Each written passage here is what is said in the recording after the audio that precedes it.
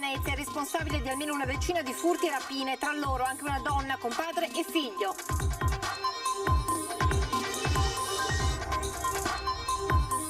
Cinquantenne di Martellago investe una bambina di 4 anni sulle strisce in via Bissuole, scappa presa dal panico, è stata denunciata per omissione di soccorso. Pluripregiudicato vicino alla Mala del Brenta, arrestato per spaccio a 75 anni dai carabinieri di Mestre. Percepiva indebitamente da mesi la pensione di cittadinanza. Da stasera coprifuoco alle 23, ma resta il rebus delle riaperture in vista dell'ingresso del Veneto in zona bianca. Il presidente Zaia conferma la volontà di vaccinare i turisti in arrivo in Veneto. Le tensioni internazionali entrano alla Biennale di Architettura in partenza sabato prossimo. Il padiglione di Israele avrà una sorveglianza speciale dalle forze dell'ordine.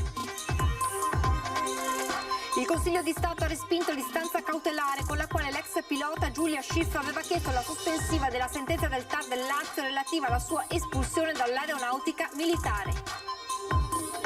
Il busto marmorio del doge Alvise Pisani, sparito nel 1810, riappare tra gli oggetti che saranno battuti all'asta a Viterbo. Il Partito dei Veneti chiede che il comune si attivi perché torni a Venezia.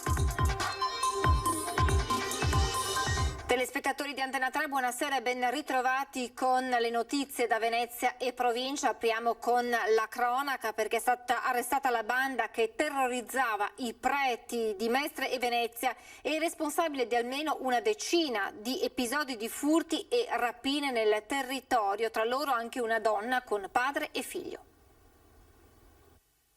All'alba il blitz della polizia con i 4 arrestati, tutti italiani, sono Jonathan Causin, 39 anni, e il figlio Nadir, di 20, Roberta Gavagnin, 40 anni, Tiziano Silan, 58 anni. Era la banda in cerca delle casseforti, divenuta l'incubo dei preti, terrorizzati dai continui assalti nelle canoniche. Banda che in piena notte aveva anche minacciato di morte un prelato mestrino settantenne di Carpenedo. Nel mirino dei banditi, che agivano anche da singolo, in coppia, non sempre in 4, anche le case alloggio di Don Armando Trevisiol, con l'intrusione nella RSA di via Massara 5 a Mestre, rimediando un bottino di 1.400 euro. Centro Don Vecchio sostanzialmente, in quel caso parliamo del taglio della cassaforte attraverso lo strumento meccanico del flex, mentre l'episodio più grave è sicuramente quello relativo ad una rapina aggravata che è stata portata a termine nottetempo all'interno di una canonica. Una decina i furti di cui sono accusati, tra cui anche in appartamento, con il furto in un ristorante pizzeria di Jesolo, con l'asporto dalla divelta cassaforte di 30.000 euro in contanti e la tentata rapina in piena notte sventata da 2 dipendenti in un'azienda di termoimpianti di Marghera. Le indagini partite a maggio dell'anno scorso per i ripetuti assalti della banda anche le macchinette di bibite e bevande tra Mestre e Venezia, stazione dei treni. Tengo a sottolineare che l'attività di indagine diretta dalla Procura della Repubblica di Venezia ha consentito di raggiungere gravi indizi di colpevolezza in ordine ai fatti reato per i quali le persone poi sono state tratte in arresto stamattina. Indagine ancora in corso per capire l'origine di altri furti e rapine, anche recenti, ed eventuali altri componenti della pericolosa banda di predoni. Cinquantenne di Martellago ha investito una bambina di 4 anni sulle strisce e presa dal panico è scappata. La donna è stata denunciata per omissione di soccorso. L'incidente è avvenuto ieri intorno alle 13 in via Bissuola, poco distante dal bar gestito dai genitori della piccola che in quel momento stava attraversando la strada insieme ad un amico dei genitori. La bambina però è riuscita a divincolarsi e a sfuggire al controllo dell'uomo. In quel momento stava passando appunto l'auto con la donna alla guida, che dopo essersi in un primo momento fermata prestando soccorso alla bambina, poi alla vista dei genitori, presa a sua volta dal panico, è risalita in macchina fuggendo. La bambina, colpita di striscio dall'auto, è caduta a terra battendo la testa, rimediando un trauma cranico. Anche oggi in osservazione in ospedale, non sarebbe grave e dovrebbe cavarsela con pochi giorni di prognosi, indaga la polizia municipale. Arrestato per spaccio a 75 anni dai carabinieri di Mestre, percepiva indebitamente da mesi la pensione di cittadinanza. Nuova denuncia dei carabinieri, in manette un pluripregiudicato vicino alla Mala del Brenta.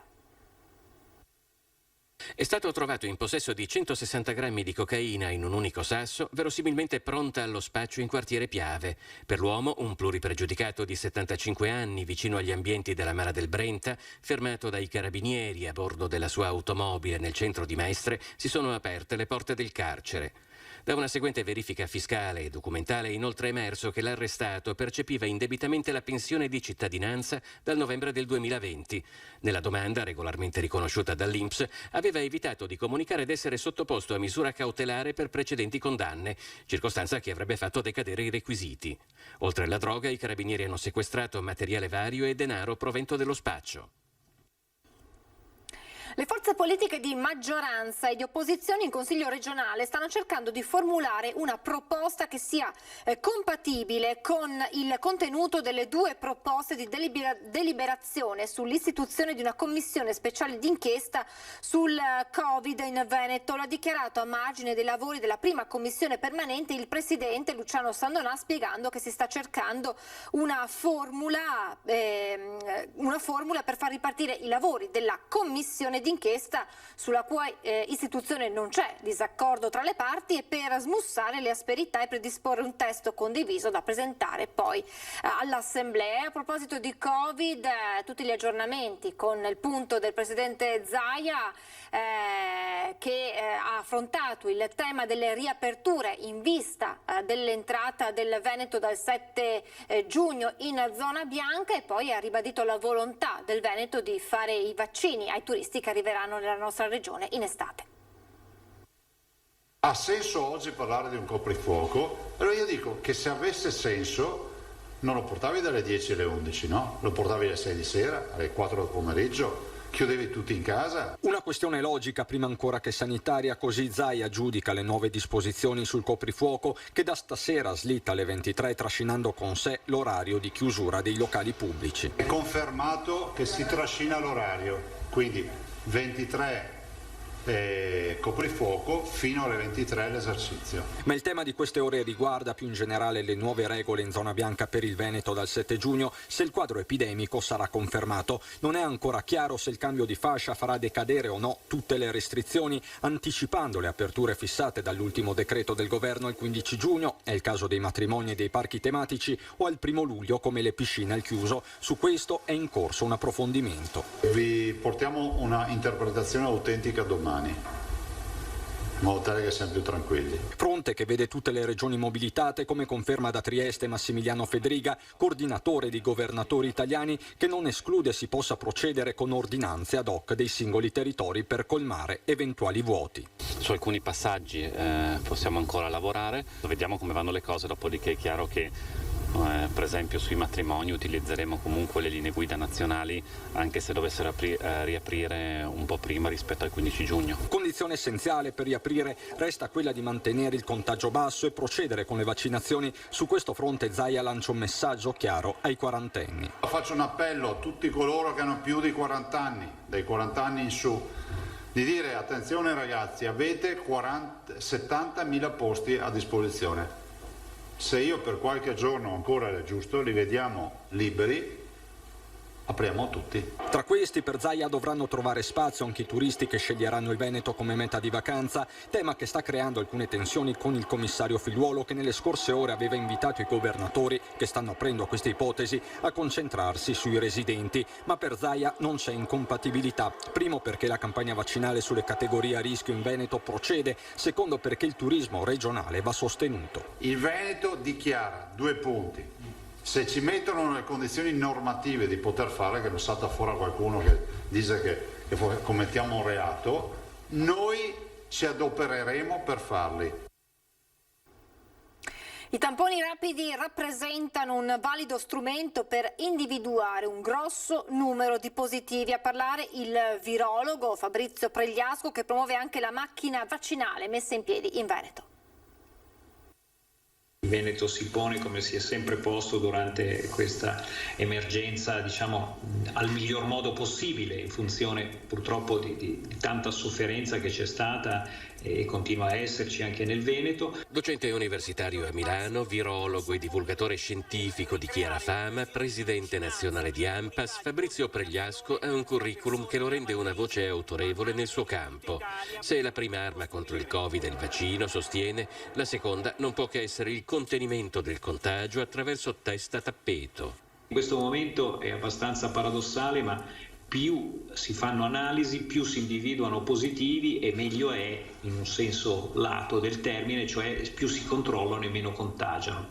Quindi io credo nel valore comunque del tampone rapido, nell'ottica di essere una specie di rete, seppur a maglie larghe, per acquisire e aumentare la possibilità di individuazione, anche se appunto sappiamo che hanno dei difetti. Il combinato tra l'esecuzione di test a tappeto per favorire la prevenzione di focolai e l'accelerazione della campagna vaccinale sta già portando a risultati tangibili. Stiamo già vedendo nell'RSA tra gli operatori sanitari un calo consistente nei casi e vedremo via via che la crescita della percentuale di soggetti protetti, soprattutto ovviamente anziani che sono stati giustamente privilegiati, vedremo una riduzione molto più che proporzionale nei casi più gravi e quindi possiamo cominciare con una convivenza, diciamo, più civile, ecco, con questo virus, ma dobbiamo farlo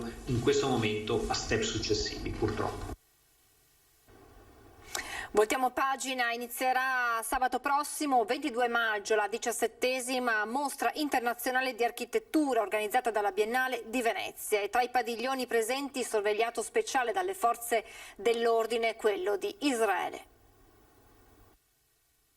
È iniziato il conto alla rovescia per la Biennale di Architettura di Venezia che da sabato 22 maggio prenderà il via. Dal punto di vista della sicurezza, attenzionato speciale da parte delle forze dell'ordine, in particolare il padiglione Israele, visti i recenti nuovi tragici scontri a Gerusalemme e lungo la striscia di Gaza. Preoccupazione anche da parte del presidente della Biennale, Roberto Cicutto. Ovviamente siamo tutti molto preoccupati da questo riesplodere della violenza in quel territorio. How will we live together? Come potremo vivere insieme? Traduzione del titolo di questa 17ª mostra internazionale, deciso non a caso dal curatore della Biennale, il libanese Hashim Sarkis, architetto. Ci rilascia l'intervista in italiano parlando dell'importanza della cura dei bimbi, dei loro giochi e di come giocando si eliminano le differenze anche da adulti. Non a caso ci sarà un padiglione a loro dedicato.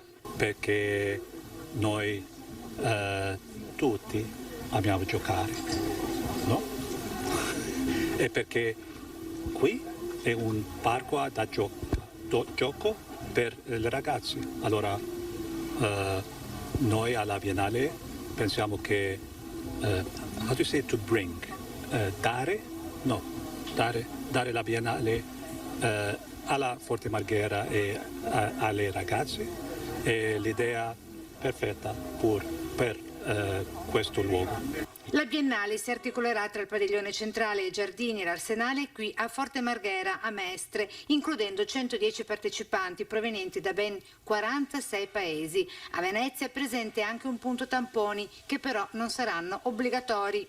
Si entra solo su prenotazione, ci sarà la misurazione della temperatura, ci sarà l'obbligo di indossare la mascherina, ci sarà un percorso obbligato, cioè si entra e poi si prosegue e si esce non da dove si è entrati, così come nei padiglioni nazionali al chiuso c'è un numero limitato, le persone saranno contate, ci sarà un fermo quando si supererà il limite e anche lì si entra e si esce da due porte diverse. E adesso un'anteprima delle opere presenti alla Biennale con la Scala bianca verso il cielo di Ifaf, artista israeliana indipendente con il cuore, dice, rivolto ai cugini libanesi. La lunga scala bianca che dall'ex polveriera austriaca si inerpica oltre i leggeri fiocchi di polline tra i fruscianti rami di betulla verso l'azzurro infinito Sembra la scena uscita da un film. Siamo qui al Forte Marghera, che è una delle tappe della Biennale, parte integrante di questo grande progetto, ed è un luogo su cui l'amministrazione comunale ha investito molto. E forse un po' nelle intenzioni dell'artista lo è, come spiega la sua autrice, Ifaf Finkelman, architetto di Tel Aviv, già curatrice del padiglione Israele e ora presente alla Biennale di Architettura 2021 da indipendente, ci tiene a sottolineare.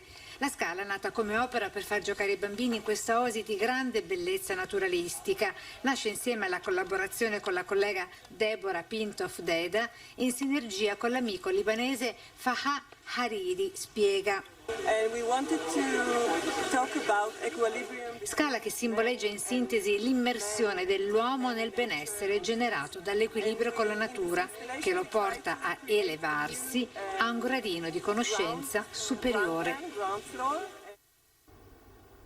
Vicina alla soluzione la complessa vicenda di tante famiglie che abitano in Riva Lusenzo a Chioggia. Il senatore Andrea Ferrazzi annuncia la convocazione al Senato dell'Agenzia del Demanio Veneto. Innumerevoli famiglie attendono finalmente la conclusione di una questione che dura da decenni. Manca poco, ma nonostante gli sforzi di questi anni non si è ancora conclusa l'odissea di tante famiglie di Riva Lusenzo a Chioggia. Persone che vivono in immobili costruiti secondo le autorizzazioni previste e regolarmente registrati nel catasto e nel piano regolatore generale, ma in aree di cui mai era stato formalizzato il passaggio di proprietà dallo Stato. Per questo, a partire dal 2014, molti avevano iniziato a ricevere cartelle esattoriali per gli affitti arretrati pretesi dall'Agenzia del Demanio. I problemi rimasti sul tavolo oggi sono due. Il primo riguarda le modalità con cui si stanno stimando i prezzi dei sedimi, 300 euro al metro quadro per ogni piano di cui si compongono le abitazioni, una cifra difficilmente sostenibile dalle famiglie.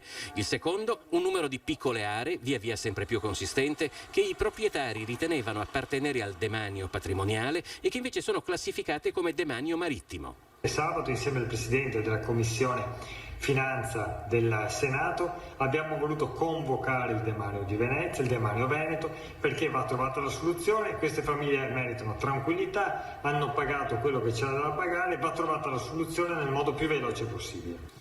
Ferrazzi ricorda il percorso avviato in Parlamento per risolvere la vicenda. La maggior parte del tragitto è stato compiuto, conclude. Non possiamo fermarci proprio ora che mancano pochi metri. In Senato abbiamo fatto un gran lavoro, all'unanimità abbiamo votato un provvedimento che dà soluzione. Ci sono queste famiglie, decine di famiglie, centinaia di persone che hanno pagato regolarmente le tasse, hanno fatto opere previste dai regolamenti urbanistici edilizi comunali. Va trovata la soluzione, abbiamo votato la legge, ora dobbiamo evitare che la burocrazia nazionale blocchi questo provvedimento.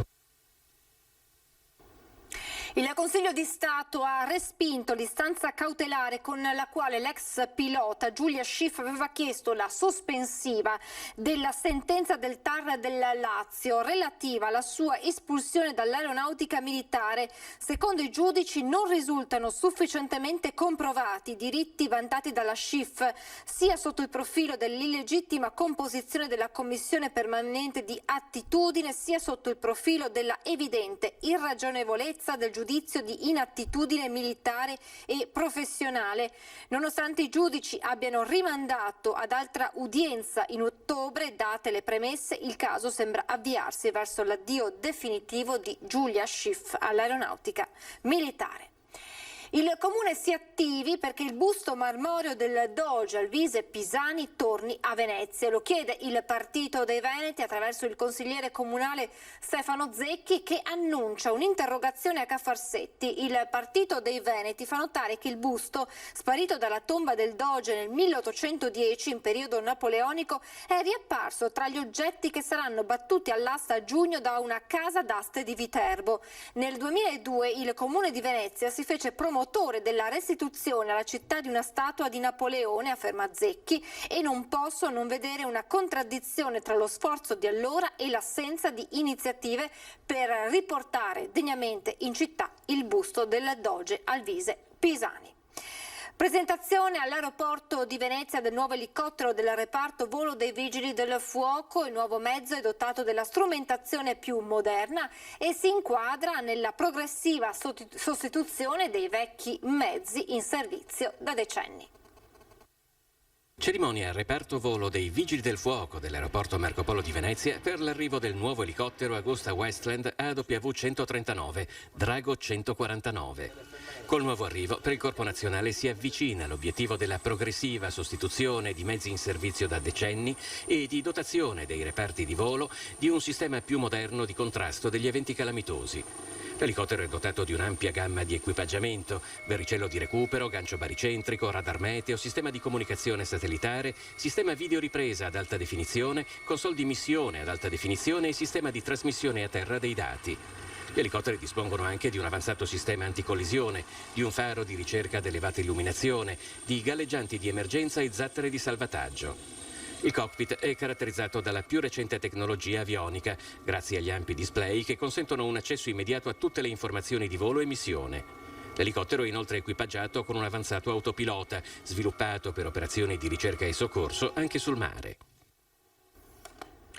Siamo in chiusura, vi lascio come di consueto alle previsioni meteo, non mi resta che ringraziarvi per essere stati con noi e augurarvi una buona serata. Arrivederci.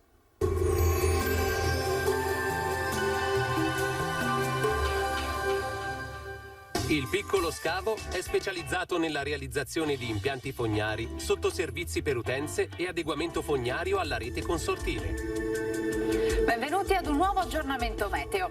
L'alta pressione tenta la rimonta sul nostro territorio. Giovedì 20 maggio sarà più asciutto, ma con i consueti disturbi sulle Alpi. Vediamo allora la situazione nel dettaglio. Sul Veneto sarà una giornata con sole prevalente. Sulla nostra regione avremo un cielo sereno o al massimo poco nuvoloso. Tuttavia, nelle ore pomeridiane sarà possibile qualche addensamento sui rilievi e qui non si escludono anche dei veloci acquazzoni. Temperature stazionarie minime comprese tra 6 e 13 gradi, valori massimi oscillanti invece tra i 17 e i 23 gradi all'incirca. Ci spostiamo ora sul Friuli Venezia Giulia, anche qui ampio soleggiamento, quantomeno inizialmente, a seguire locali temporali sui monti. Temperature minime tra 6 e 11 gradi, massime sui 19-21 gradi. Infine, poche novità sul Trentino Alto Adige, soleggiato ovunque, solo con qualche occasionale annuvolamento. Temperature minime intorno ai 5-7 gradi, massime infine sui 22 gradi.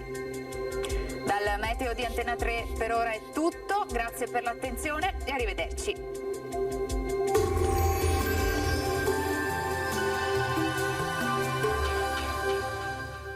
Il Piccolo Scavo è specializzato nella realizzazione di impianti fognari, sottoservizi per utenze e adeguamento fognario alla rete consortile.